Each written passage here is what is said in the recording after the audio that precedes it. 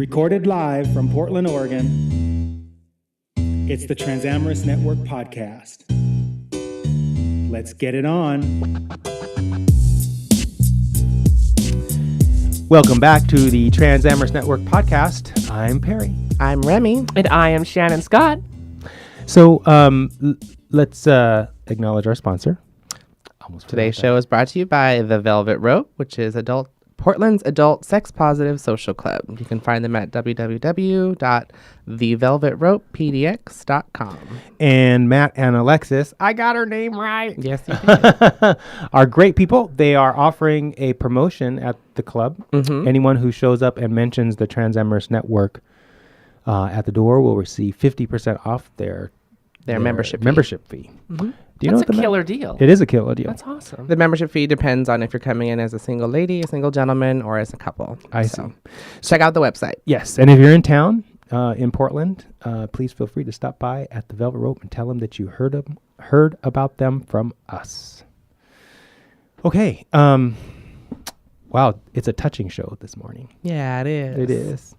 We just took a look at a video from Human Rights Campaign. Yeah, beautiful, very beautiful video. This is really timely because our blog is talking about this. I'm getting kind of choked up over here. Talks about this message too. This is going to sound really confusing, actually, what I'm about to say. But so for those who are just now tuning in, we have these two guides, and these guides are designed to help transamorous men find their ideal transgender partner, and transamorous women in finding their ideal partner, whoever that happens to be. Transgender women. Transgender women, thank you. Yes. Whoever that happens to be. And in our guides, we talk about this specific approach to living wherein we all believe, and not only do we believe, but we have demonstrated in our lives that we create our own reality. And so we talk about how that is the fact in these guides. And one of the things that I wrote about in the recent blog post that's coming out along with this episode is the fact that when you have a desire in life but you don't support that desire with positive thinking. Instead, you think, for example, if you think there are no trans women in my community, you're expressing a desire to meet a trans woman, but you're expressing it in a negative way by saying that there aren't any trans women in my community. Thereby creating the reality of not meeting the trans women in your community. That's not right. meaning that they're not there. Correct. But since you believe they're not there, you're not going to meet them. Correct. Now, the interesting thing about that is we are all connected in this universe. And so when a person has a thought like that, he cannot benefit from that thought because he's expressing this negative resistance to the thing he wants. But the people who come behind that person get to benefit from the desire he expressed and did not fulfill for himself. And how that might look in that community is that all of a sudden, not all of a sudden, but over time, more transgender women will be coming out in that community for other people to encounter. Mm-hmm. And this video that we watched from Human Rights Campaign is talking about, or is showcasing four? I think it's 4. 2 blacks and 2 white guys, right? Mm-hmm. 2 black men and 2 white guys. These fathers who are basically loving and supporting their transgender children. The video is Dads for Transgender Equality. Yes. It's beautiful. It's a beautiful video. But what I noticed that's really interesting is that, we've had generations of transgender people being rejected by their parents in one way or another. And now we're beginning to see more and more mothers and fathers accepting their transgender children, and not only that, but supporting them and loving them and coming out about it. And I think it's very powerful that it's as children, that these are children. Yes, that's exactly right. And I could see, and I wrote about this in the blog, I can see adult transgender people who do not have that kind of loving support and attention from their parents, looking at these children and feeling a touch of envy or jealousy. Oh, or absolutely. I certainly felt that. And I was just going to say, I think that when a child comes out as trans, they're afforded that opportunity to just be themselves because they haven't been shaped or tainted, to use a word, by society. And so, a lot of people will look at a transgender person and they'll say, oh, well, you're a pervert, or, you're just messed up, you have a mental illness. But when you look at the innocence of a child and they just look at you in the eye and they say, I'm a boy or I'm a girl, they're just being honest. That's one great thing. And one not so great thing about little kids is they will always tell you the truth. They'll be like, you ain't looking so good. They're going to let you know that you're not looking so good. So when they come out, you can't do anything but just go, okay. I mean, I'm sure other people do other things. But when I saw the father in this video, which we'll include the link to, I just thought he just accepted it. And there's innocence there that I think conveys credibility. Right. And it's I would say that there are probably as many, if not more, parents out there who are doing the exact opposite of what these parents are doing, even though the children are coming out and doing exactly what you're saying. And so I can see an adult trans person who has not had this experience of a loving, supportive family, looking at these families and going, feeling jealousy and envy and negativity about the experience. And what I'm saying, and from the standpoint of what we believe, is these children are benefiting from the path that was laid down by this is really complicated, by the adults who were not able to not be negative about their negative experience with their parents. And so the benefit of having loving parents did not accrue to the trans women who currently are being disowned by their parents, and is now being enjoyed by these younger ones that are just now coming into reality. It's really confusing. It's all about awareness. It is all about awareness. If these parents hadn't seen the pain and the struggle presented to them by the current transgender people who did go through that, then they wouldn't go, oh, I need to protect my child from that. This is where the connection occurs, right? And so, and what's really interesting is the three of us believe that anything is possible. Absolutely. Yeah, absolutely. And so when a trans woman or trans man or binary neutral person looks at this video, if they react negatively, like, God damn it, I wish I had a family like that, then they are cutting themselves off from the possibility of having that in their family relationship. If instead they look at these examples and say, inspiration. Yes, Remy, inspiration. This is possible. Pride, happiness. Yes, and staying in that spot of happiness and appreciation of that example, without a doubt, they can have the same relationship with their parents. Yeah. Here locally, when we had that National Pride, Trans Pride moment in Pioneer Square that was happening, and they had opened up their mic to anybody that was there in the square. And in Portland, it's like the center of town. It's known as Portland's living room. So it's people from everywhere all there at all the time.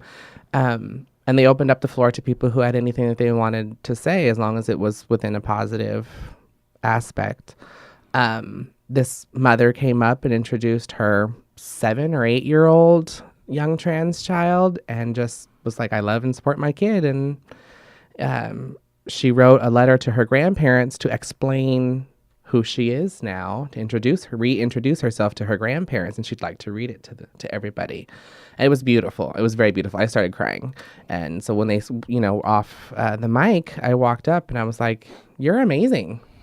I was like, you are amazing. She's like, I'm just loving my kid. I said, I know, but sadly there are so many people who don't, and you're amazing. So continue to be visible, because that's what makes the difference. It does make a difference. And I looked at the kid and I was like, can I have a hug? She said, that's so awesome. It was beautiful. And I think so many of the parents that do disown and do abandon and do put their kids down, they think that they're protecting them, but what they're really doing is just throwing them to the lions. To truly protect your child, you must first love your child completely. And so when I watched this video and I saw these parents go, wow, this was really hard. Yeah, for the parents. Yeah. Yeah. But they knew that they didn't want what they've seen for their kids.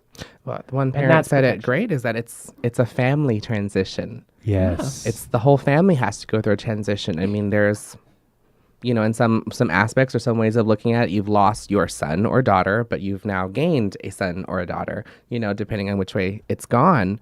And the love doesn't change just certain things have changed. No, you and know? I think this is a great opportunity to speak out to all of the transgender people out there who are frustrated with their family or their partners and have it with their level of acceptance. Be patient. This is a transition for them too. It took me 25 years to come to terms with it. You have to give them time too, and especially if you transition later in life, look how long it took you to come to terms with your transition. So give them that same area to learn, to grow, and to accept. So how do you do that? Because you're absolutely right, Shannon. And I was going to say the same thing. You know, we're all connected, and it's not only a family transition, but it's also a civilization transition, and that includes transamorous men. And so, but I know, because one of our marketing strategies is to go onto Craigslist and read postings from both transamorous men and trans women who are looking for the opposite, and then we respond to those posts in long-term relationship situations. That's right. And then we invite those people to be on the show. So we have read a lot of these kind of posts, and from that reading, I know that there are a lot of trans women out there, and we also look on YouTube and watch the videos there, that there are trans women out there who are so wrapped up in their own personal experience of their own personal transition that there's no room in their headspace to allow everybody else in humanity who's going through that. It's the same transition. It's just a different perspective of it, you know? And so when trans women, when you're looking at a transamorous man, and I'm going to make a bold assertion, I could be wrong, but there are, I think, more men who are interested in trans women are genuinely interested in romance, but they have to go through this period that looks like the tranny chaser, it looks like the fetishizer, because they're trying to come to grips with their own experience of finding themselves naturally attracted to naturally attracted to something that society is telling them is wrong. Well, when you say it looks like the tranny chaser, it looks like this and that, is it not just that? It doesn't necessarily look like that. I mean, it is that, right? You are how you act. You are what you do, right? It depends, I think. But I mean, if you are acting as a tranny chaser and thinking as one at that time, are you does not that not make you a Yes. tranny chaser Yes. at least at that time in your story? Correct. And but at the same time, But that doesn't mean you can't grow from that. well, here's the right. So if Evolution. yes, because if I'm a trans woman and I'm looking at this guy and he's being a tranny chaser, and I don't want. This is so interesting. I don't want to experience tranny chasers. But when I look at it, now I'm talking from our content, but when I look at that person and go, there's a tranny chaser, aren't I going to receive more tranny chasers? Where if I look at that person and I go, I have two conversations in my head. One is, this is not the conversation I want to have. The one is, there's a tranny chaser. But the other one is, Watch your water. oh, thank you. But the other one is, I know I want to create my own reality. So instead of seeing that person as a tranny chaser, I'm going to see that person as going through his transition. Yeah. Yes, And yes, this and is a that's exactly stage- what I thought. This is a stage that person's going through, but it's not a stage I want to participate in. So I'm going to ignore that person and make up this story that he's not a tranny chaser. I'm not even going to say tranny chaser. In my head, I'm going to say that person's going through his transition. Good luck with that. Yeah. I'm looking for something else. That I think that's a much better way to phrase it than to say make up this story, because you're not making up any story. You're just accepting what the reality is, and the reality is for you that this person is early in their transition of becoming who they are going to be someday, and they'll go through that in their own time and at their own pace. But saying you're not making that up. It's very much the reality that's where they are. Well, you don't know, because you're looking at that person. It's interesting. This gets really sophisticated. You're looking at that. I'm as a trans woman. I'm not now, but I'm pretending. I'm looking at that person over there. I know. I'm just trying to be clear. I'm looking at that person over there, and from my perspective, I'm making a. But what are you basing that on? I'm basing it on my past experience. Oh, well, that's not even allowing the situation that's not even being in the situation. That's living in the past. That's living in your past experience. Let's actually draw out the scenario here. Have you had a conversation with this person? Right. Has there spoke been to you? interaction? I mean, or are you watching just it from across the room? It's like I can't just thinking, look at a black "Oh, man and be like, he's going to act like every other black man I've ever met in my life, which has been like 4, because I live in Oregon. But you can't. That's stereotyping. You can't do that. Well, right, but isn't that what happens? So if I have a story, if I have a belief, let's not use story, let's use belief. If I have a belief that men who approach me as a trans woman are tranny chasers, and a guy over there, I haven't spoken to him yet, but he's coming my direction.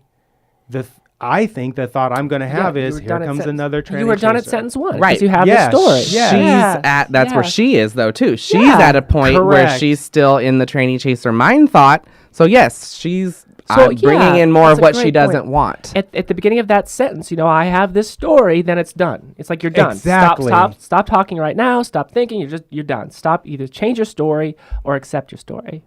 Change it. So- change it. So Right? Right. So here's where it gets. So now let's talk about this video and how a trans woman might be reacting to seeing little people getting what. So I'm a trans woman. I'm seeing this video and I'm thinking, this little person is getting what I wish that I'm 30 years old. It's been 30 fucking years since 20 years since I talked to my parents, because they're not talking to me, because 20 years ago I came out as a trans person. And now I'm watching this video of this little person getting the love that I wish I had. I'm starting to cry now as a trans person. So that is no different of a story than sitting in a bar watching this guy coming over here and going, oh boy, here comes another tranny chaser. It doesn't create the probability reality of having a mother and a father who loves you. Right. But that person in their story, that trans individual, right, that's where they are in their point, and that's their knee-jerk reaction to the situation. Yes. And that doesn't mean that that's not an okay thing. It's right? not an okay thing. You might feel that way, but don't allow it to become your belief. Boom. And that's why all of the things that we talk about and the skills we talk about in the book, they're just that, skills. You don't just read it and then poof, you're done. You have to work. You have to work every day day to see things a different way and to write your story every day. So Yeah. It's all about editing and re-editing and tweaking and twerking and all of the things. For instance, my personal story, when I came out to my parents, we separated. Like, I didn't speak to them for a couple years. Mm-hmm. And then eventually I came to a point in my life where I was like, I let the anger go, and I let, I felt the pain of that loss, and I said, that's okay. I forgive you. You'll come to me in your own time. And in fact, when I changed my story, it came true. How long did that process take? Oh God. So I started letting it go probably 2 years after I left my hometown and hadn't seen them. And then probably took about a year after that. And then, they started coming around, and then another year after that before they really just kind of came to terms with it. Although, they're still coming to terms with certain aspects of it. Their culture and their religious beliefs and their personal lifestyle is hard for them to come around to this very conservative. So. And how many years is that? 3, 4? Let's see. I came I'm looking out at 3 to or them 4 in years. late 2010, early 2011. So it's been 5-6 years. And some of that, in the intervening years, like years 2, 3, and 4, were you constantly thinking about this, or were you reminded about it, or were you just going about your life having a good time? Well, I was living in a different city. It's easy to just let that Yes. stuff go. But when you Yes. have those phone conversations and they mess up your pronoun and they mess up your name, it's really easy in the beginning for me to get really angry and say, like, you're never going to get this right. And then, of course, that's the wrong story. Right, it's expecting them to have an immediate and of transition course- of their Yeah. own. Yes. Exactly. It's Yes. putting it, unrealistic obligation, expectations onto them while not allowing any patience and not allowing any forgiveness, which is only hurting me. Yes. So then after about year 3, 4, I finally said, you know what, I forgive you. You'll get there. You'll get my name right. So when I had to correct them with the pronouns and the name, I did it much more softly and much more gently and much more with a sense of forgiveness. And then once I did that, they got much better at it. So it's amazing when you just give people the opportunity and the time and you tell the right story, it comes true. So this changing this reality of one's relationship with their parents can be challenging. Yeah. You really have to be on your P's and Q's about what you're thinking in order to create the room for your parents to come back to loving you. But with regard to finding a partner, it's not as challenging. No. Oh God, no, because you don't have that established Yes, relationship. that investment. Yeah, and you don't have that whole story of the last 10, 20, 30, 40, 50 years, however much time you have invested there. I mean, They we talk have to love me. We talk the a way lot. we believe. Yeah. In the you know, guides, you're we supposed talk to a love lot. me. Yeah, in the guides, we talk a lot about momentum, and that's a lot of momentum to put the brakes on. Your And then whole to life. Yeah, Yes. so that understand that momentum takes time to put the brakes on, slow down, and change course.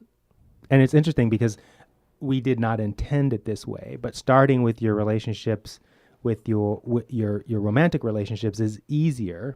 And so you can get some practice in there, test it out, get your stories right, like Remy likes to say. And then when you found proficiency in that area, then you can start working on these more difficult areas like your parents, which is I think is really, really, really hard for the trans community.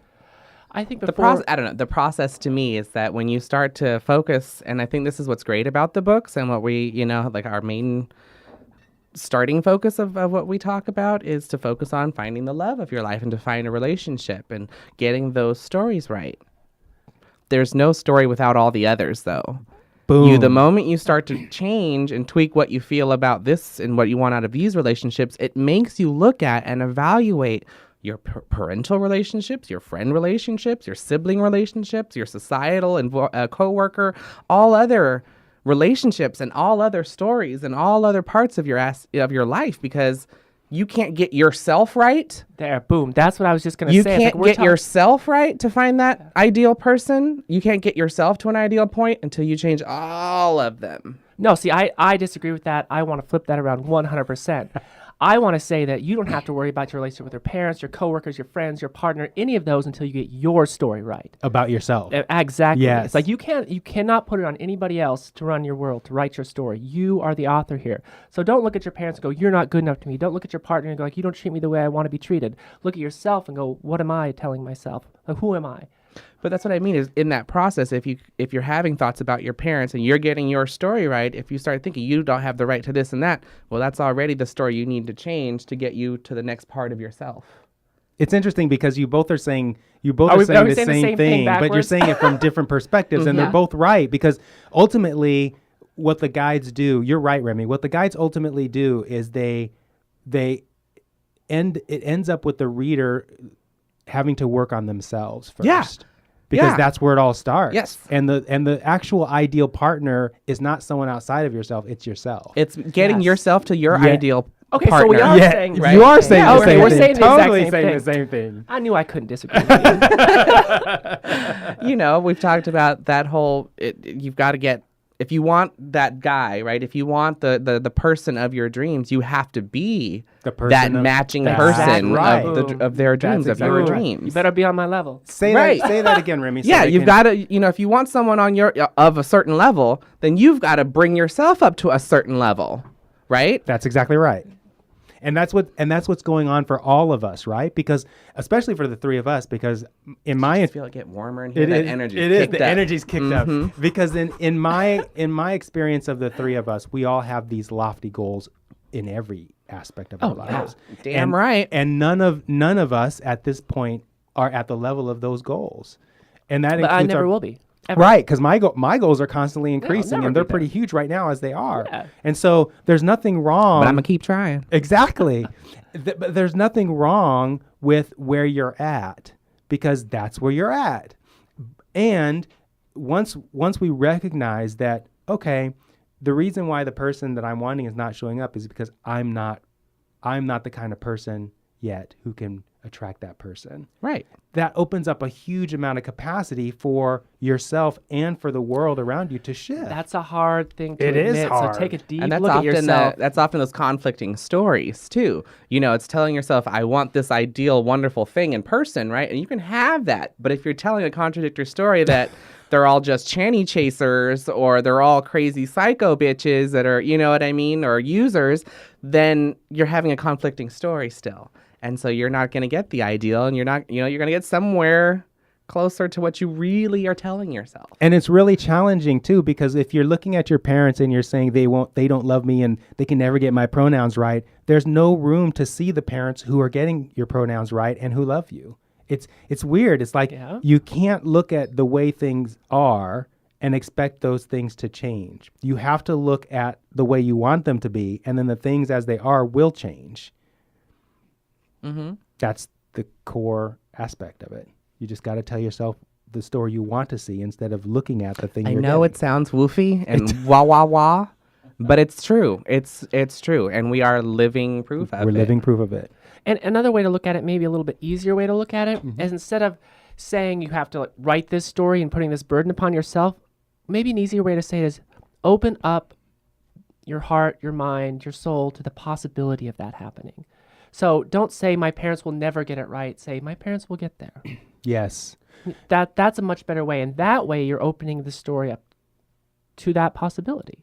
And you have to, and you also have to, in telling yourself those words, you have to get into the emotional space. You have of to that. believe them. Yes, you have to. Everything. You and have to believe the yes. words that you're telling yourself. You know, you have to believe and be open to the belief that anything is possible and that anything can change and can change in the best possible ways. And that's where you have, you know, you can't tell yourself or negative ways. No, they can.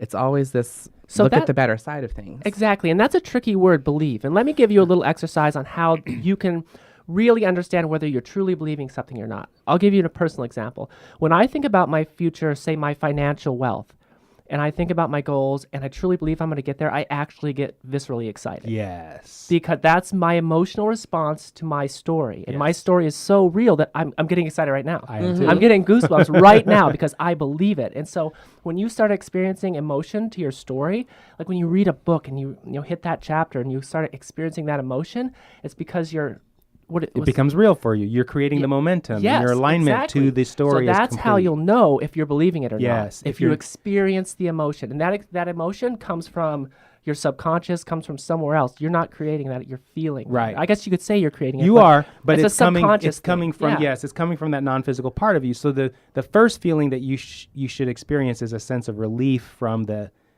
old belief. the old belief, or this sense of relief. And then if you keep telling yourself the story and you're riding that story instead of lagging behind it, then you'll start feeling like some positive expectation or some excitement. And then you get to the point where you're feeling happy, and then you get to the point where you're expectant, or you're desiring more genuinely that outcome. And when you're there, you're there. But it's in also acknowledging all the benefits and all the positive things that are happening along the way. that's You might so not have important. gotten here yet, but something really great might have just happened, and to acknowledge that and be like, great, one more step closer to that ideal. Absolutely. That ideal story, that ideal life, that ideal partner. Yeah. And parents. Job, And parents, yeah. relationships Yeah. of whatever type. So what I really like about this video is that I look upon this video and and this is why I'm so positive about the trans community and what's happening in the world, is I look on this video and I see just one more really beautiful set of evidence showing that the world is getting better for trans people. Especially in the United States, it's getting a lot better. Other countries are still struggling. I mean, other countries are still stoning people for being gay. And so understand that, come from a sense of appreciation. If you're watching this and you understand the language we're speaking in, you have it way, way better than most people on this planet already. And understand that your struggle is difficult, but come into it with a sense of appreciation already, knowing that you've been put in a place that is leaps and bounds safer, as dangerous as it is, safer than others. And if you live in a country that English is not the first language, Or is. there's still evidence of improvement. You just have to find it. I mean, like India, one of the places where trans women or trans people are treated the worst. They're also acknowledged. They're didn't know They that. Yes, they are yeah. legally, there is legally a third gender. There is legally acknowledgement in their society of a third gender, Correct. as they would phrase it. Correct. Though Yeah, their the- society has also put them into the whole untouchable class and Yes, category, yes. right? But they were once temple people and Yes. palace people and Yes. part of the royal court. So let me get this straight, just so I'm understanding. There is a legal gender, a third gender, so they're provided all of the rights of all the... No, so No, what does it's it a mean to have a cultural. legal It's a gender? cultural recognition. So it's not a legal gender. No, It it is is legal. Yes. Yes. So then they're Yes. afforded They have a What, the legal rights? third gender. You can have your passport say that they use an E for eunuch. That's the term that they've decided to use or whatever in their society. That's But terrible. but that's Sorry, that's just me. that goes into the tradition of Yeah. of the hijra. Okay, so legally, yes, they are acknowledged and are technically afforded the laws. But they don't- However, the yes. society, Yes. which That's a has different story. declassified them before legalization into a lower class, the untouchables, like the ones that you just, even their shadow can't be cast upon me, right? Yeah. That's where their society, how they are treated. They live in the slums. They, almost are always into some form of prostitution or something, because that's really some of the only ways most of them can even Yes, get that's right. jobs. That's right. But they have activists and movements, and they're making their own slow They trials are. as They well. are. They're coming along. Yep. And a lot of the news, so we have a Google alert that alerts us to anything transgender in the news. And a lot of the news that's coming out that I see through the Google alerts is happening in places like Pakistan and, basically in Indo-Asia, India, Pakistan, Afghanistan, that region. And the news is beginning to talk more and more about transgender people, and their version of Hollywood is beginning to focus more and more on transgender roles in their art because of what's happening in the United States. So my only point of all that is that even And it forces them to acknowledge they're part of the part of a society that they've always had. Yes. Because they've always had it. yes, Well, every society is every always yeah, But they've always had a visible third gender within their culture. yeah. So my only point was to say that even if you're not in the, let me call it, the leading edge communities or societies where the dynamic of change is really happening fast, there's still evidence that you can look at. You're not in some sort of bubble where you can't use our technology. There's evidence in your community, no matter where you're at, that shows that the acceptance of transgender people is on the rise. You just might have to look harder than in other places. Exactly. And with that, we're at 32 minutes. outstanding. Yeah. One more shout out to our sponsor. The Velvet Rope. You can check them out at thevelvetropepdx.com. They're at Portland's premier adult sex positive social club. Awesome.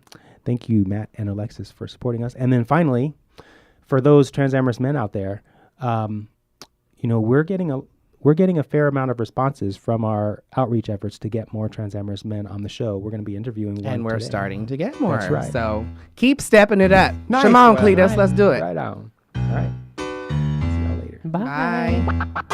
Bye.